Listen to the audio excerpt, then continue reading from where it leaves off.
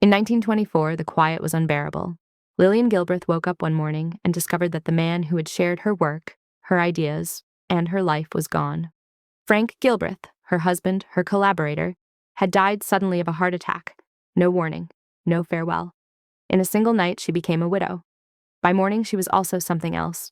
Invisible. Lillian was 46 years old. 11 of her children were still living at home, none older than 19. She held a doctorate. She had spent decades consulting for America's largest companies. Her methods had reshaped factories and construction sites across the country. Yet within weeks of Frank's death, every contract vanished. Clients didn't question the data. They didn't dispute the results. They didn't claim the work had failed. They simply walked away because the man was gone. What they believed, quietly but firmly, was that the expertise had belonged to him, that the authority had worn a man's name, and that without Frank, Lillian was no longer worth listening to. They would be proven wrong in ways they could never undo. Long before industry dismissed her, Lillian Gilbreth had been pushing against limits she was never meant to cross. Born in 1878 into a wealthy California family, she grew up surrounded by a polite certainty. Education sharpened men, but ruined women. College was unnecessary, dangerous even. Her father objected. Lillian persisted, not loudly, not angrily, patiently, relentlessly. Eventually, he gave in. She entered the University of California, Berkeley, excelled, and graduated with honors.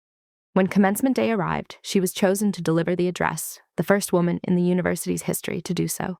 She continued her studies, earned a master's degree, and then married Frank Gilbreth, a brilliant, self-taught engineer obsessed with efficiency. Frank had never gone to college. Lillian was preparing for a doctorate in English literature. Frank made a suggestion. Psychology, he argued, was unexplored. Industry was evolving. No one truly understood how people worked within systems yet. Lillian listened, and in doing so, she saw what others missed. Factories were being optimized as if humans were machines. Movements were timed, outputs were counted, but fatigue, motivation, and satisfaction were ignored entirely. Lillian understood something radical for her time. People were not replaceable parts. Together, the Gilbreths pioneered time and motion studies. They filmed workers frame by frame, dissecting every unnecessary movement. Frank analyzed mechanics. Lillian studied the human mind. Why errors happened, why exhaustion slowed productivity, why morale mattered. Their ideas were revolutionary. So was their home. With 12 children, the Gilbreth household became an extension of their work. Everyday routines were tested and refined. Evenings were experiments. Morning habits were measured. The children would later portray Frank as the eccentric mastermind and cheaper by the dozen, but the obsession was shared. Then Frank died. And the professional world erased Lillian, so she made a strategic decision, one that would quietly reshape daily life forever. If corporations believed women belonged in the home, she would master the home. She admitted freely that she couldn't cook. It didn't matter. She understood motion. She understood behavior. She understood space. And when she examined American kitchens of the 1920s, she saw inefficiency bordering on cruelty. Stoves separated from sinks, storage scattered, women walking thousands of unnecessary steps each day just to prepare meals. She measured it. In one experiment, she asked her children to bake the same strawberry shortcake in 2 kitchens, one traditional, one redesigned. The traditional layout required 97 operations and over 280 steps. Her redesign needed 64 operations and fewer than 50 steps. She called it circular routing. The world would later rename it the kitchen work triangle: stove, sink, refrigerator. Every modern kitchen still follows it. She didn't stop there. She designed trash cans operated by foot pedals to keep hands clean. She reimagined refrigerator doors with shelves for butter, eggs, and milk. She worked with General Electric, interviewing more than 4,000 women to determine ideal counter heights and appliance placement.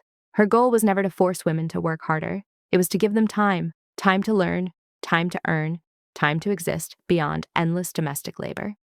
After World War I, she extended the same philosophy to disabled veterans, designing adaptive kitchens and workspaces so they could live independently, decades before accessibility standards existed. The companies that had dismissed her disappeared.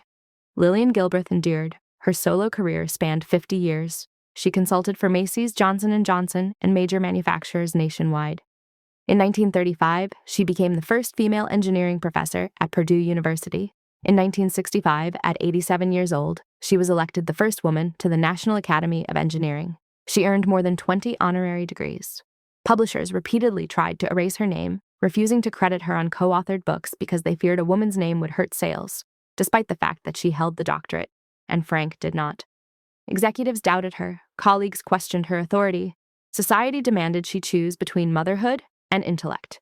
She chose both. Today, her legacy is everywhere. The trash can you open without touching. The refrigerator shelf you reach for automatically. The efficient path between stove, sink, and fridge.